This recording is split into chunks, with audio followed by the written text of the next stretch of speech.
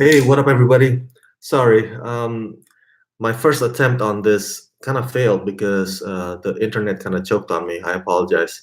So instead of using my phone, I'm just gonna use my laptop. And because I'm in New York, I was not able to bring um, my HD camera with it and my microphone. So I apologize that the quality of this video is very grainy because I'm just using straight up the laptop camera. Okay, where was I? So this is take two, right? Okay. Um, Sorry guys, I just woke up. I apologize. I just woke up. It's New York time, East Coast time. Still adjusting to it. I'm covering New York Comic Con. So last night I got to screen here at New York Comic Con, thanks to AMC for having the special screening. Contains spoilers. This review has spoilers. Okay, spoiler alert. So you might want to watch this video after you watch the first episode of season 10 that's premiering tonight on AMC. But if you don't mind spoilers, all right. So at the end of last season, we remember the storm, right? The big storm that happened. I thought it was a very underwhelming finale, in my opinion. But the episode before that, the storm was like the aftermath of what happened before that, which was, as you know, Alpha and the Whisperers. They slaughtered a big chunk of the people that from Alexandria and Hilltop, right? Edith got killed, Tara got killed. Their heads got put on the stakes. It was so gruesome, so sad. So just to refresh your memory there. So the first episode of season 10, which again is premiering tonight, but I got to see it first last night. It is set a few months later. It doesn't time jump like years ahead, like this past season 9, but a few months have gone by, and the episode is directed by Greg Nicotero, the maestro of makeup and practical effects. Greg Nicotero, and the script is written by Angela Kang, who is the showrunner of The Walking Dead, the current showrunner. And so Angela Kang basically, what she did is she divides the story into 4 separate segments, I believe. The first one is Training Day. The second one focuses on Rosita and Eugene and how they're doing. A little bit of Negan as well. The third segment focuses on Daryl and Carol. Daryl apparently wants to leave. And then the fourth segment shows them working together as a team, the whole gang, the whole group. So the connecting factor of these 4 segments is the fact that a satellite from outer space, which is very touchy because, as you know, from the last season, they and Alpha have come to an agreement. They're like, okay, so this is the line, the dividing line regions. So if you stay in your areas and we stay in my areas, then we're not gonna have a problem. We're not gonna have a war. We're not gonna have turf. We're not gonna have a beef, right? You stay there, we stay here. So the satellite crash lands in a region that's in them and the Whisperers. So that's the connecting factor of these 4 segments. But let's start with the opening scene. Training Day. So Jerry, Ezekiel, Daryl, and Michonne are training in this scene. They're training their people, including Aaron, on the beach, and they have a bunch of zombies, that they release army, right? Because they're preparing an army here, could kind of train, how to kill the zombies in working together, in harmony, in sync, and it shows them to see them fumbling or trial and error. By this point, we get to working together really, really well. And the formation is a lot like ancient Rome or medieval type of war, where they have these armors, and then they would have a formation where they let some of them, or maybe one or two of them, would strike the zombies, and then one or two of those people would come back to the formation again. It is exactly like ancient Rome, and before they even unleash one or two of them, they would have the archers, shoot arrow first. Yes. It's like that. That's the manual that they take their art of war from. Because obviously they don't have bullets, they don't have machine guns, and at least at this point, so they use it like old style, old school. So it's cool seeing Judith. It's cool seeing Aaron and Daryl, doing their thing, killing the zombies in this scene. Very stylized in some of their fightings as well. Here's the thing, like a little army fighting off zombies, that's fine, that's all good. But you know how it is, man. Zombies are they're sneaky, right? They can sneak up on you and bite you in the leg or whatever, right? In places that you probably don't expect. But for the most part, they are easy targets.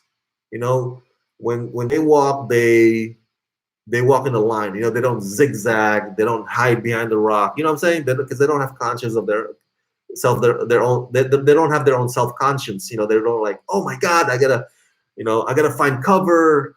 Nothing like that.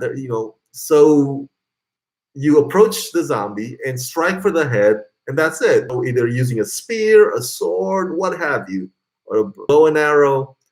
And when they walk, they're like, it's predictable. Zombies are predictable. My point is that, okay, it's fine and dandy that you guys are training to fight zombies in an ancient Rome army formation or whatever. But the real enemies are the whisperers. The real enemies are the living. They I think AMC has this slogan for The Walking Dead a few seasons back that says, fear the dead, fight the living. I believe that's what it's called. And that was like so accurate in my opinion. It's like, because Alpha and the Whispers, they're not gonna have a pattern in their walk. They're not predictable. They're not like easy targets. They're not, slow walk. They don't slow walk. So, it's cool that you train to prepare yourself to fight the dead, but it's even better if you train yourself to fight the living. In an apocalypse, oftentimes the bigger enemies are the living. In this case, Alpha and the Whispers. So, because of the borderlines, it forces Michonne and her group to be in the woods. Of course, Michonne's kid was already born. He's a mixed race. He's a pretty cool guy, a pretty cool kid. And Judith is teaching him everything, and there's this moment where Judith kind of explains to Michonne's kid, her brother, if you will, about, I guess, one of their own deceased. Maybe she even mentioned Rick, probably, but she's telling him where they go after they die. Because our loved ones, and it moves Michonne so much. She kind of sheds tears, and it's just a moving moment. And in also in this act, or segment, I should say, not act, segment. There's a scene where Michonne and Aaron are on the bridge, and the bridge is near the borderline between them and the Whisperers. And so Aaron is so riled up, he goes to the bridge and kills the dead that were on it, the zombies. And Michonne's like, "What are you doing? Come back! That's the borderline. We have this treaty, if you will. We have an agreement with them. We're not gonna go to their side. They're not gonna go to our side." And Aaron's so pissed. Like, Aaron's like, "No, I hate this. We lost Jesus. We lost all our friends, I'm sick and tired of being the nice guy. And Michelle's like, good. Nobody asked you to be nice. I'm just asking you to be smart. And it's a whole speech by Michonne to Aaron, like, I know, I get it, man. I'm with you. I'm angry too.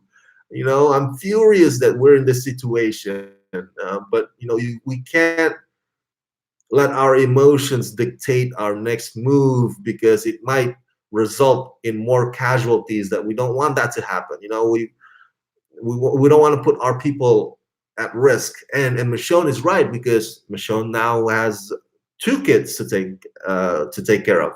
The one that she has with Rick, and also with Judith. So, and all these people, right? And of course Jerry, even Jerry now has his own kids as well. So they have a lot to lose. And so Aaron going out there being very emotional is just not helping anybody. Um, it's really tough. I was watching it last night, and I was thinking, like, wow, because last season, before Alpha and the Whispers came along, remember, it seemed like the communities, these different communities, Hilltop, Alexandria, and all these Oceanside, it seems like they have come to an agreement. They even had their own Bill of Rights, or some kind of a proclamation. Remember that declaration? They signed it. It was like they're about to form a union, a new United States, whatever you want to call it. It seems like it's all coming together nicely. It's just heartbreaking to see all of that effort and all that work, all that dream now shattered. And Daryl and Michonne and Ezekiel, their community, are forced to now live in the woods with Oceanside. Um, it's just sad. I get where Aaron is coming from. I totally get his frustration. Like, we're so close. We're so close to forming this little apocalypse utopia, if you will. It's like, oh, damn you, Alpha and the Whispers. But Michonne is also right. You gotta play it smart. You gotta play it smart. There is a time to strike back, and this first episode is not it. The second segment, or the second scene, or segment, I should say, um, it's very, just briefly, focuses on, it's very sort of like comic relief moment, where there's a montage of Eugene uh, taking care of Rosita's baby, and Rosita clearly is exercising. She's like punching bag, boxing bag. She's trying to lose that baby weight, that mama, after giving birth kind of weight. She looks great. Obviously, the real actress who plays her, she never actually gave birth in real life.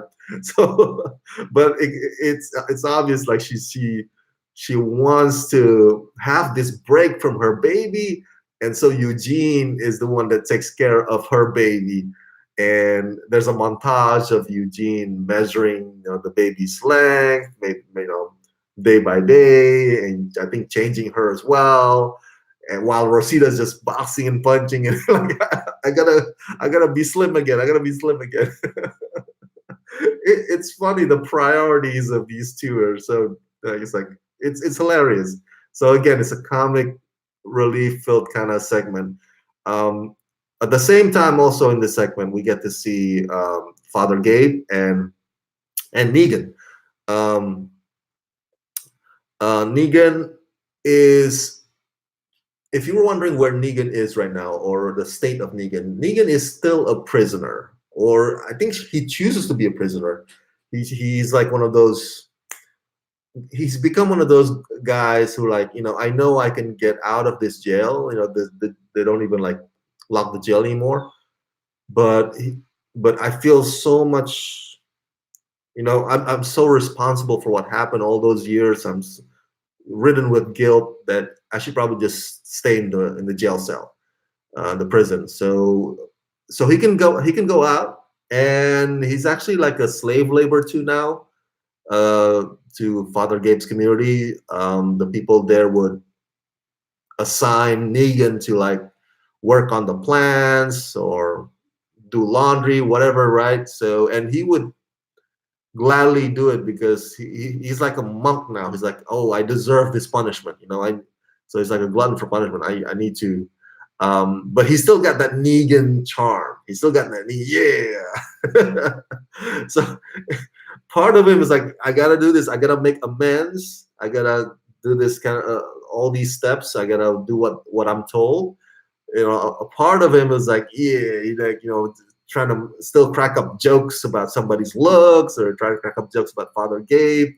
He's still got that Negan charm. And Father Gabe and Negan have a moment in the prison or a jail cell. Um, and in this moment, Negan basically says, in a nutshell, to Father Gabe, what am I now? What am I? Like, I used to be public enemy number one. I used to be the guy that everybody fears. Now I'm the guy who picks up lettuce from, you know, or like who cleans the vegetables or do the laundry, whatever. What am I now? So it's that moment right there is like an existential kind of crisis that's going on with Negan. It's sort of like somewhat also a confession time because, you know, he's talking to a priest. But then again, it also feels like just two friends um, talking to each other, having conversation. It's not necessarily like a confession booth sort of deal. So it's a very, very interesting dynamic going on in this scene. But yeah, that's where Negan is right now. He is questioning like, what am I? What is my purpose? What am I supposed to do now? That's so he's going through some existential stuff. But I think my theory is that Negan is going to have an integral part in helping the community to defeat Alpha and the Whisperers later on in the season. That's my theory. Oh, I almost forgot to say. Um, as I mentioned earlier, the connecting factor of all these segments is the satellite that crash lands on Earth. But there's also another connecting factor. Before the satellite crash lands, um, one of the kids at the beach find a skin that looks like the skin that whisperers use, you know, to mask themselves, you know, because they disguise themselves as the dead, as the as part of the zombies. So that really strikes fear into the hearts of everybody.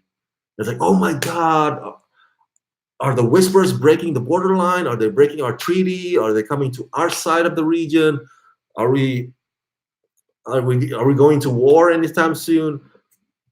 So that's also what's on the back of the heads of these characters throughout this episode before the satellite crash lands. The third segment has to do with Daryl, Carol, and Ezekiel. Now, remember, Carol, I believe, left the last season, by the end of last season. So now she comes back. She's like, she's like a pirate. She's like, she comes back on this boat that looks like Forrest Gump's shrimp boat. Remember the movie Forrest Gump? At one point, Forrest Gump has a shrimp boat, you know, and Forrest Gump sees Lieutenant Dan from a distance. You know, Lieutenant Dan's docked on the harbor, and like, oh, Forrest Gump waves at Lieutenant Dan. That's what Carol looks like in this scene, and the boat looks just like Forrest Gump shrimp boat. so they're docking, and it was awkward. She meets Ezekiel, and there's a little bit awkward. Hey, how's it going? Yeah, okay, good. now I'm gonna go talk to Daryl. And so Carol and Daryl go off, and they go hunting zombies a little bit, and then they have a heart-to-heart talk. And apparently, in this heart-to-heart talk, Daryl considers leaving, and specifically, he considers leaving to New Mexico. And I don't know what's in New Mexico. Apparently, that's one of his favorite places. But the point is like, okay, we the fans already know that Danai Gurira, who plays Michonne, is gonna be leaving after this season 10. Is this an indicator that Norman Reedus, Daryl Dixon might also be exiting the show? So I don't know. I don't know what's up with this. Even Carol's like suggesting to Daryl in this segment, it's like, let's just run away. You and me, like Butch, like Sundance. Like just let's run away. Let's get away from all these madness. Let's start anew. And so they're thinking that they're marinating that in their thought. But at one point, there's this deer that's on the borderline of Whisperers and their community, and the deer was wounded, and Carol wants to get hold of the deer, so they can, feast on it. But Daryl's like, Daryl prevents her, like, no, no, no, no, no. That's the borderline. We don't mess with that. All right. That's the Whispers area. And Carol's so angry. He's like, no, I hate this freaking border. So she's like Aaron. She's like Aaron. Like, I'm so fed up with this whole border thing. This should be ours. So you can see where Carol is on the spectrum, or in the argument of Whispers and their community. They're like, let's fight them already. Let's defeat Alpha. Let's take what's rightfully ours. So that's third segment. The fourth segment, crash lands on Earth, right? The satellite crash lands, and it crash lands at night, and the fire, of course, starts blazing, in the woods, and everybody got together, working as a team. They want to make sure that the fire doesn't spread. So what they do is, have you seen that movie with Josh Brolin, Only the Brave? He plays a firefighter, with a bunch of other firefighter characters. What they do in that movie is that they fight forest fires. And so one of the things that apparently they do, and I'm not an expert, but they would build sort of like a little trench, like they would dig deep trench around the fire, around the source of the fire, and then they would kind of lit up some fire, on that trench, to make sure that the fire doesn't spread. And so that's one of the methods that that Alexandrians and Hilltop and Oceanside are doing as a team in this scene. And they work all night, man. They even like try to spray water on it, Ezekiel, and finally they fight the fire off from the satellite. But they have to do it really, really quick. They don't want to, cause, or they don't want to give the Whisperers, any reason to, like, wow, you guys dare to do this in the side of the border. So, but I think the reason why the Whisperers don't attack the community while they are in the middle or in the process of fighting the fire off, I think, in my theory, my speculation is that, hey, they're doing the work for us. We don't want the fire to spread to our side of the border either. So look, yeah, just let Michonne and Daryl and Ezekiel, fight the fire, and we'll just, relax. We'll just chill. So I think that's why. They don't attack the community in the middle of the process of extinguishing the fire. That's my speculation. But in the process of extinguishing the fire, there is also danger that's happening, which is the dead, the zombies, because they hear the sound of the fire, the commotion, because they hear the satellite crash. And so a herd of zombies start coming to the woods. So the community, I call it the community, right? The Alexandrians, Hilltop, and Oceanside working together. The community have to fight both the fire and the zombies, which is twice as difficult to do now. Oh man, yeah. So great. This episode has a lot of great kill scenes, kill zombie scenes, if you are into that. So here's my final thought. I think it's a fantastic first episode. It's not as phenomenal as some of the other first episodes of previous seasons, but this first episode of season 10 reminds me a lot of um, one of the previous season's premiere episode. Which, do you remember the one where they have to, like, Rick had to delegate everybody um, to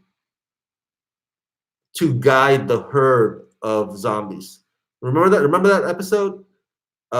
There were like different seas of zombies from, there's one group of zombies there, the one group of zombies here, one group of, so they are escorting, if you will. I'm looking for the right word to say. They're escorting the zombies. Remember that episode?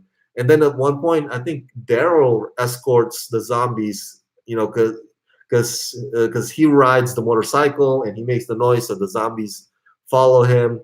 Well, this episode reminds me of that, kind of like